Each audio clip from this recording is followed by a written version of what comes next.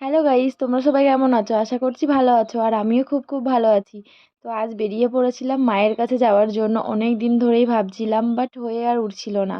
তো ফাইনালি যে দেখো না, আর এখানে টিকিট কেটেছিলাম, আমার কাছ দিয়ে না 5 টাকা বেশি নিয়ে নিয়েছিল।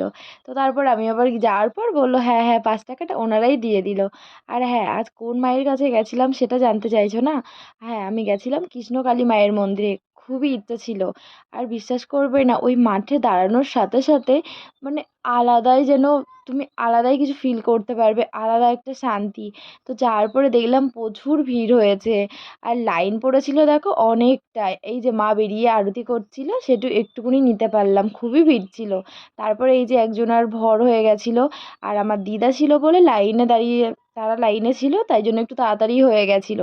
তো পরের ভিডিওতে তোমাদের সব কিছু জানিয়ে দেবো যে তোমরা কিভাবে কোথা থেকে যেতে পারবে। সবাই ভালো থেকো, সুস্থ থেকো, love you all, take care.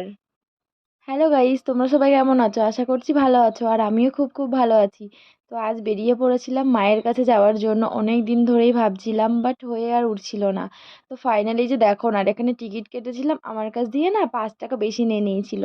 তো তারপর আমি আবার যাওয়ার পর বললো হ্যাঁ হ্যাঁ, 5 টাকাটা ওনারাই দিয়ে দিল। আর হ্যাঁ, আজ কোন মায়ের কাছে গেছিলাম সেটা জানতে চাইছো না? হ্যাঁ, আমি গেছিলাম কৃষ্ণকালী মায়ের মন্দিরে। খুবই ইচ্ছে ছিল।